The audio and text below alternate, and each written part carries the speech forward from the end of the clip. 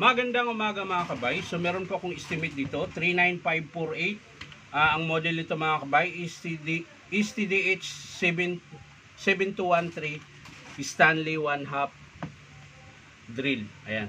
Meron tong hammer, may reverse, may variable. So ito mga kabay, minsan daw pag pinupukpok gumagana. So ayan, wala, nakasaksak po yan. Taktak natin. Ayan po. Ayan, pero matiklab. Gumagana siya mga kabay pag tinataktak, pero matiklab. Ayan. So titingnan natin mga kabay. Ayan, wala na rin carbon. Ayan o.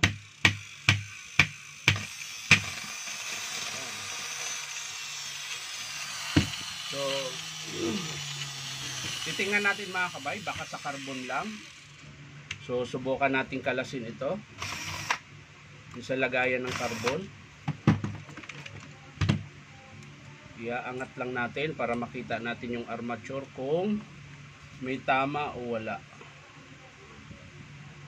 So ayan mga kabay, hindi lang po carbon ang problema. Ayan, kalasin natin yung sa kabila na carbon brush para po makita nyo. Ayan, pudpud yung carbon.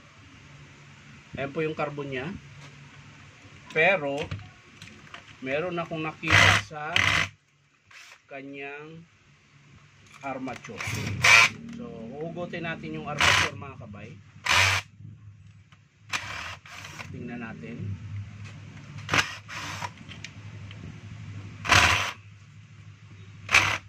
Oy,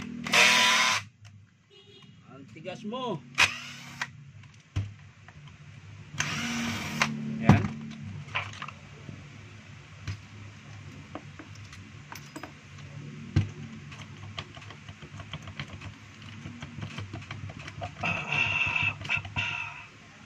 So ang tigas, kailangan talaga i-press yan.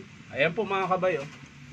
Meron pong tama yung kanyang commutator. Ayan, nangitim na po siya.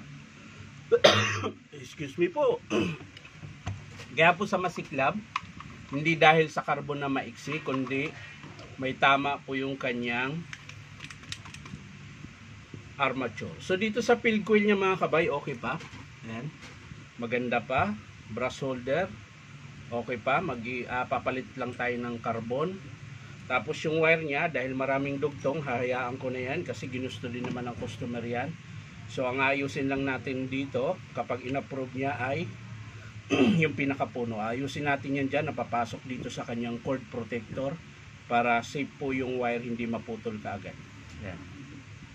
So hindi ko na po papakita kung paano buuin ito mga kabay. Papakita ko na lang sa inyo kapag in-approve ng customer. Ulitin ko lang mga kabay, ang sira po niya ay yung armature. Ayan po. Yan po yung sira niya. Kaya po siya masiklab. Kaya po sa pag tinataktak, gumagana. Pag tumapat siya sa buo na bar, gumagana siya. Pero masiklab yung andar. So yan lang mga kabay. Maraming salamat sa panunood. At palike and share na rin po. At syempre po, baka naman pwede makahingi sa inyo isang subscribe dito po sa aking YouTube account na Inom Tabay. So maraming salamat mga kabay. Bye-bye.